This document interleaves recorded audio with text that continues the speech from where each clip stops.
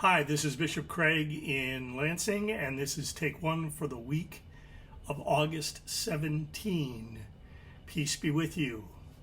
So last week turned out to be the week of last appointments. I think I had them Tuesday, Wednesday, Thursday, and Friday. Preached as a bishop for the last time on Sunday.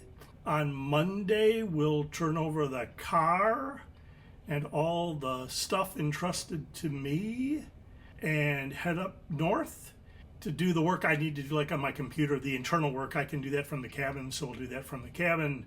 So the only thing left to do next week is to say goodbye.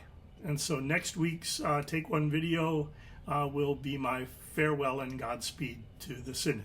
So I hope you'll tune in and watch that. The readings for Sunday, the 24th, I found really interesting.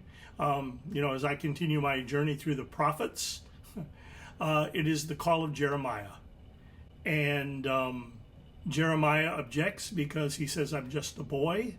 And God says, don't say I'm just a boy, because I have put my word into your mouth. And I know you, basically, God says. I am uncomfortable with some of the Jeremiah stuff, like God designed. I've heard sermons on, that God designed Jeremiah.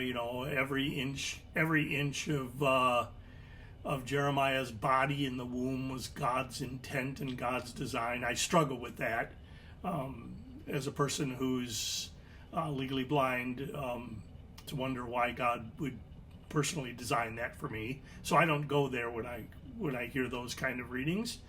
Just can't get there. But what is striking me about Jeremiah reading is that it's like the passing of the prophetic ministry to a newer, younger generation. And I believe that's what we see going on, at least from my perspective.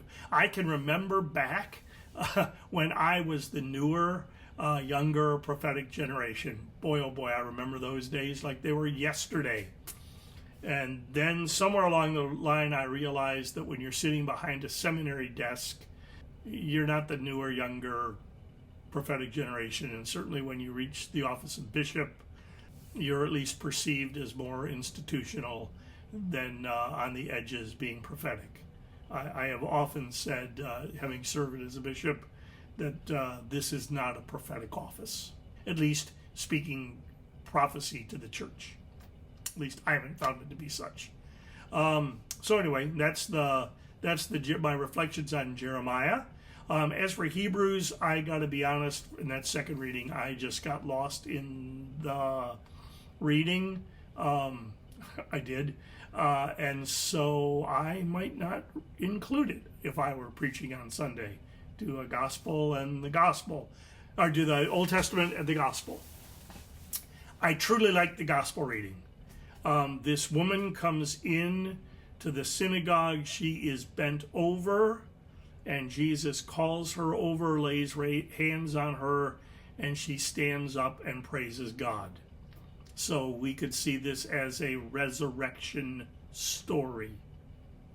The woman is raised to praise God after, I think it is 18 years. And of course, the leader of the synagogue objects because, the law is you do no work on the Sabbath, and there are 6 other days to come here, and why would you do this on the Sabbath? And Jesus kind of calls them a bunch of hypocrites and says, kind of, you feed your animals on the Sabbath. Why shouldn't this woman be set free from Satan on the Sabbath? Now, it's tempted to think that the ruler of the synagogue is a pastor, but I no longer think that. I kind of think pastors are a little more open to new ideas and to new ways, and it is God's people that want what they want, and they want it when they want it. I talked to a woman the other day who is really mad that during the summer there's no 8:30 church because, I thought of my father. The only time God's in worship is at 8:30. We want what we want, right?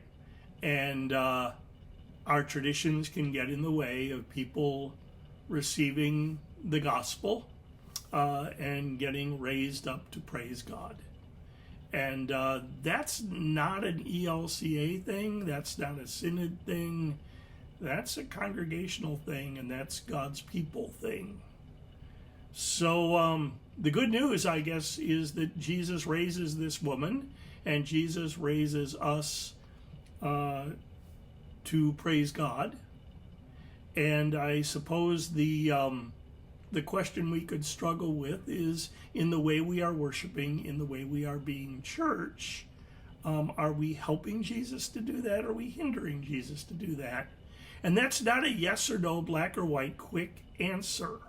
That would be a great thing for congregations to talk about. But the bottom line, I think, is it's not about us. It's about Jesus and those he is raising. So can we change our focus? Yeah, that's what I'm thinking about with pretty much a week to go. So I'm Bishop Craig, and this is Take One, and may the peace of Christ be with you always. Take care.